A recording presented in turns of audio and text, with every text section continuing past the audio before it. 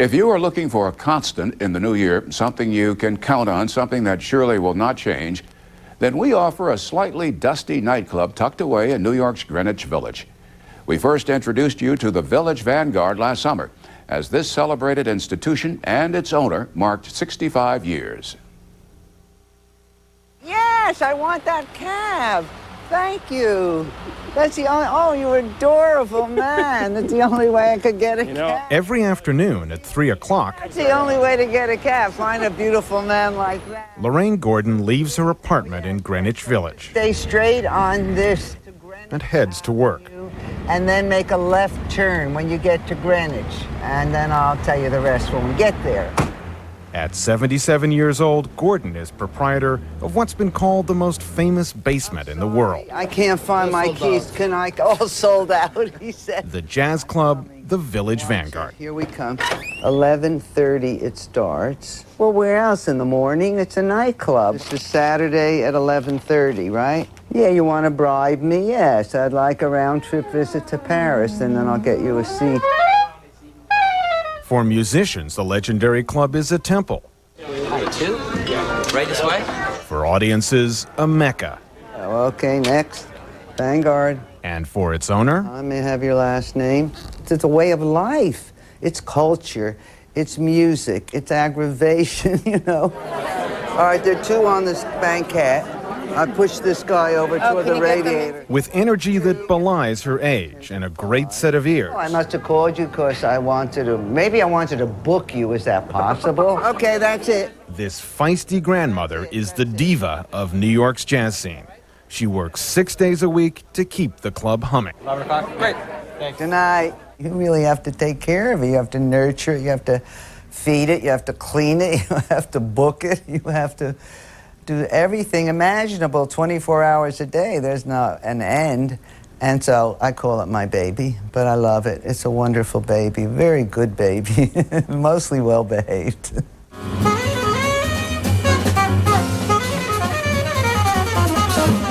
If the club is her baby, the musicians are her extended family. Lorraine, to me, is a true artist. Saxophone player Joshua Redman first met Lorraine when he was a college student at Harvard. You know, I don't know that she plays any instrument, but she is a true, pure artist at what she does. And what she does is present music in the vanguard. She doesn't present music to make money or to attract publicity. She presents music by musicians that she believes in. And that's artistic integrity. Lorraine Gordon's interest in jazz began as a teenager, growing up in Newark, New Jersey. Records and radio fueled her passion. I used to hear a record show on the radio that played a lot of great jazz. The label happened to be Blue Note Records. And I said, well, whoever made those records is truly a genius. And subsequently, on one of my visits to New York City, I met the man who made the records. And a few years later, we got married. That man was Alfred Lyon, founder of Blue Note Records, a label that would become one of the most influential in jazz. So all we did was record, eat, sleep, go home, go to the office. I mostly knew musicians, and if it could be Louis Armstrong, it could be Sidney Bechet, that was our life.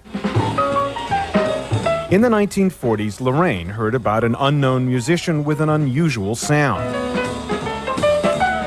and an even more unusual name, Thelonious Monk. I had heard about Thelonious, but I never met him.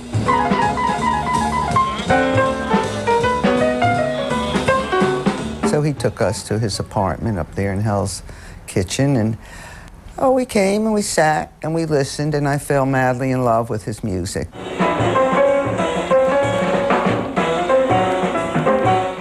But getting Monk booked into clubs was a tough sell until Lorraine approached the owner of the Village Vanguard, a scrappy nightclub impresario named Max Gordon. He booked them, and nobody came. Max said, "What'd you do to me? You're ruining my business." I said, "Shh, be quiet, Mr. Gordon. That man's a genius."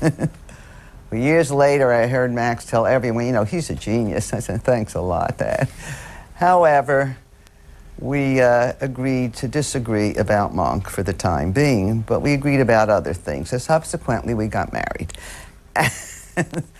In 1948, Lorraine divorced Alfred Lyon. A year later, she married Max Gordon. He was a bohemian, he was an intellectual, and he hung out in the Village with writers and poets. And since he didn't have a living room, he opened the Vanguard so all the poets could come there and recite their poetry. Eventually, the poets were replaced by jazz musicians like Miles Davis. Miles was wonderful. He was arrogant, but he played such great trumpet. Who cared? Max made the mistake of asking Miles one night, could he just accompany this kid who came in, who she can sing? She needs a little help, a little accompaniment. Well, you can just hear what Miles said. No, no, no. That singer was Barbra Streisand. Max also booked comedians like Woody Allen and Lenny Bruce.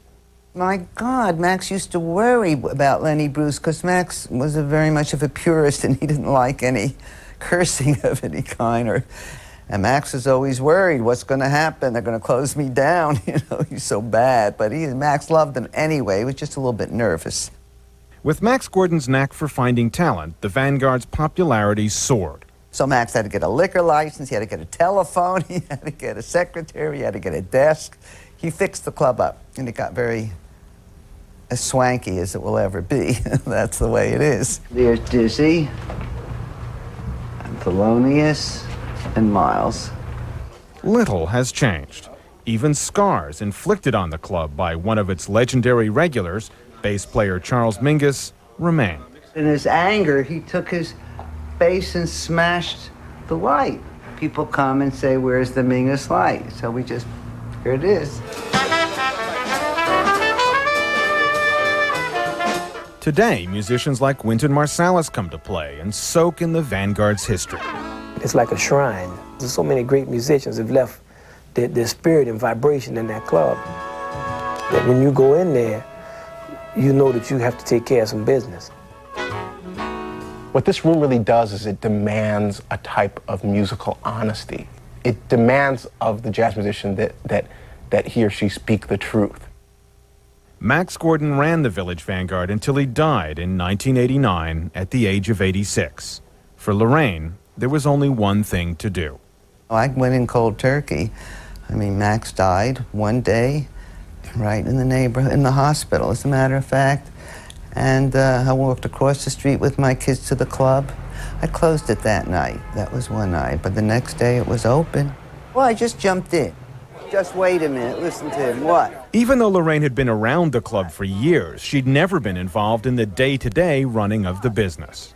I did make some mistakes in the beginning. There were great musicians. They just weren't right for the club for one reason or another. Because if you put the wrong person in there, nothing happens. The pictures move, the walls don't look happy, all those pictures frown and all that. Okay, oh, you did, yeah. This way. And she has been criticized for not running the club the way her husband Max had. Being a woman in this business is very difficult. It's a tough business. John Mosca is the leader of the Village Vanguard's Monday Night Band. He's known Lorraine Gordon for 25 years.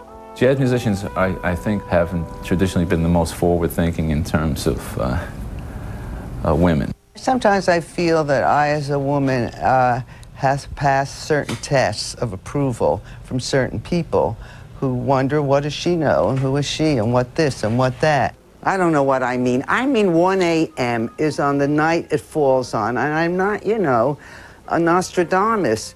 She has developed this dragon lady persona that serves her well in the business, but there are a few of us who know she's really a softie. I have a big mouth sometimes, but, well, that's the nature of the beast at this club. Sometimes you have to be rude to people. I have given people their money back. Don't stay here, please. It's not your kind of club. You cannot talk through the whole show. Yeah, and don't use a phone. What are those phones in your pocket that's ringing? You didn't give me one kiss. You can't help but love her, you know? I mean, I feel like part of me fell in love with Lorraine, even as she was yelling at me, you know? And I don't even know what it was about. You're a what, a virgin? Wait a minute, what'd you say you were? Oh, a virgin. A surgeon, I'm sorry, you're a surgeon. The phones keep ringing. I didn't make them ring. they just constantly ring. Village Vanguard. Most of the club's business is conducted in the kitchen, part office, part dressing room, part rehearsal space. The room, like the entire club, is virtually unchanged from its early days. There's Lead Belly. I used to come here as a kid to see Lead Belly. That's Coleman Hawkins. This is where he was sitting, whatever chair was here, and this was filled with the bottles, you know, cases. And that's inspiring. You know, it's a great sense of history, but it's not history weighing down on you. It's history uplifting you. They know when they're going to play at the Vanguard, it's not going to change when they come back again. It's going to have the same red velvet drapes in the back and the same bandstand. It's not going to change. That's the beauty of the place. It's like always coming home to something you're familiar with. And very often, I just look out at the audience and I watch every one of them as they face the bandstand, and I watch their rapture. Each face is like transfixed. The enthusiasm, that's my reward. You make people happy, and isn't that a great thing? That's beautiful, but you come here and that's wonderful. All those beautiful people who are so grateful. We will come back again. My pleasure. I like that. I like it, I love it. It makes me feel wonderful. I think it's not in vain, Lorraine, even if they say you're tough, it's okay. Don't feel bad.